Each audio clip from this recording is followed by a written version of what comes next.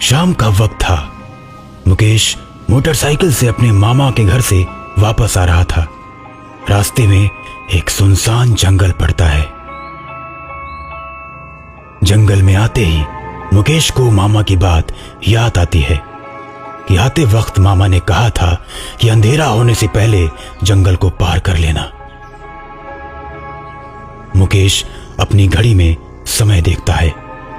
अरे अभी तो 5:30 ही बज रहे हैं। अंधेरा होने से पहले मैं तो घर पहुंच जाऊंगा।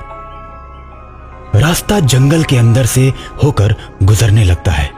हालांकि रमेश भूत प्रेत पर विश्वास नहीं करता था, लेकिन फिर भी उसे थोड़ा डर जरूर लग रहा था कि तभी अचानक पीछे से किसी ने हॉर्न बजाया। रमेश ने मोटरसाइकिल के शीशे में देखा तो पीछे कोई नहीं था। फिर उसने अपना सिर पीछे घुमाया, लेकिन तब भी कोई दिखाई नहीं दिया।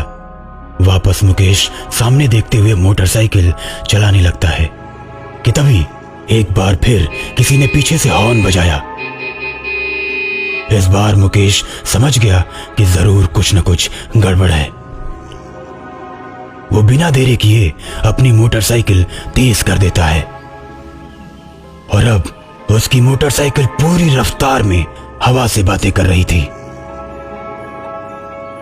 कि तभी मुकेश देखता है सामने हिरन का झुंड सड़क पार कर रहा है। न चाहते हुए भी उसे अपनी मोटरसाइकिल रोकनी पड़ी। हिरनों के झुंड के निकल जाने के बाद जैसे ही मुकेश अपनी मोटरसाइकिल पर बैठता है तो पीछे से वही हॉर्न बजता है। मुकेश डर जाता है और एकदम से मोटरसाइकिल की स्पीड बढ़ा देता है। अचानक स्पीड बढ़ जाने से मोटरसाइकिल का बैलेंस बिगड़ जाता है और मुकेश मोटरसाइकिल के साथ झाड़ियों में घुस जाता है।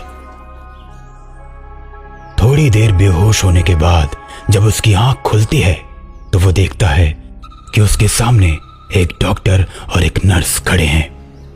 इन दोनों को देखकर मुकेश डर जाता है। अरे भाई, अब डरो मत। मैं कोई भूत नहीं हूँ, डॉक्टर हूँ और ये है मेरी नर्स। लेकिन आप लोग जंगल में क्या कर रहे हैं? दरअसल हम लोग किशनपुर जा रहे थे। वहां हमारा मेडिकल कैंप लगा हुआ है। आज शाम तक किसी भी हालत में पहुंचना था, लेकिन देखिए हमारी गाड़ी बार बार धोखा दे रही है। हमने कई बार आपको हॉर्न दिया, लेकिन आपने मोटरसाइकिल नहीं रोकी। तो मैं कोई मैकेनिक थोड़ी ना हूं जो आपकी गाड़ी ठीक करता।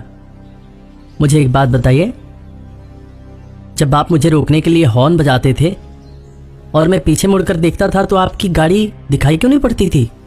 अरे भाई साहब, वही तो खराबी है हमारी गाड़ी में। थोड़ी देर चलने के बाद बंद हो जा रही थी। जब चलती थी तो आपके पीछे आकर हॉर्न बजाते थे और हॉर्न बजाते ही गाड़ी बंद हो जाती थी। तो आपको अपने लोगों को फोन करके बुला लेना था। आप मेरे पीछे क्यों भाग रहे थे? देखिए भाई, हम दोनों के फोन की बैटरी डाउन है ना, इसलिए हमने सोचा कि आप रुक जाओगे तो आपके ही फोन से किशनपुर फोन करके दूसरी गाड़ी मंगवा लूंगा, लेकिन आप तो स्पीड बढ़ाए जा रहे थे। कमाल है सर, आप डॉक्टर और आप नर्स, मगर आप दोनों लोगों का फोन किसी काम का नहीं है। देखिए भाई साहब, कृपया मदद करिए हमारी। इतना सुनने के बाद मुकेश को लगता है ये लोग सही बोल रहे हैं, इनको मोबाइल दे देना चाहिए। मोबाइल देने के लिए मुकेश नीचे पड़े अपने बैग को उठाने के लिए झुकता है तो देखता है कि इन दोनों के पैर उल्टे हैं। ये देखकर उसकी तो जैसे जान ही निकल जाती है। उसे समझ आ जाता है कि मामा जी ने क्यों देर से जाने पर मना किया था। डर के मारे मुकेश की हालत खराब हो जाती है। उसके चेहरे पर पसीने छूटने लगते हैं।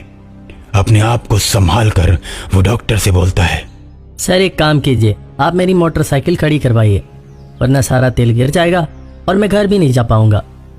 मुकेश किसी तरह डॉक्टर से अपनी मोटरसाइकिल खड़ी करवाता है और अपने बैग से फोन निकालने के लिए हाथ डालता है तो सोचता है, अरे यार क्या करूं जो इनसे बच के निकल जाऊं।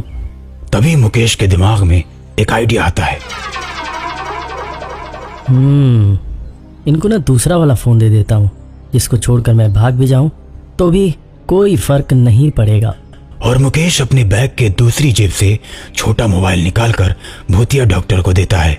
लीजिए, आप इस मोबाइल से फ़ोन लगाओ सर, जब तक मैं मोटरसाइकिल स्टार्ट करके देखता हूँ कि ख़राब तो नहीं हो गई।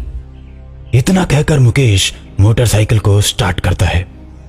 मोटरसाइकिल के स्टार्ट होते ही वो झटके से बैग उठाकर मोटरसाइकिल को तेजी से भगा लेता है। मुकेश को भागता देख डॉक्टर और नर्स अपने असली रूप में आ जाते हैं और मुकेश का पीछा करने लगते हैं।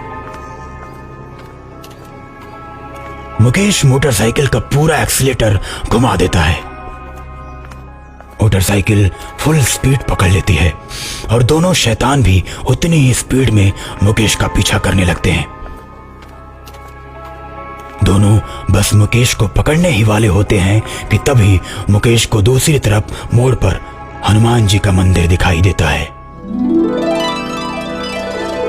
मंदिर देखते ही मुकेश बिना देरी किए मोटरसाइकिल मंदिर की तरफ मोड़ देता है और मुकेश के मंदिर की सीमा में पहुंचते ही पीछे पीछे दोनों शैतान भी पहुंच जाते हैं।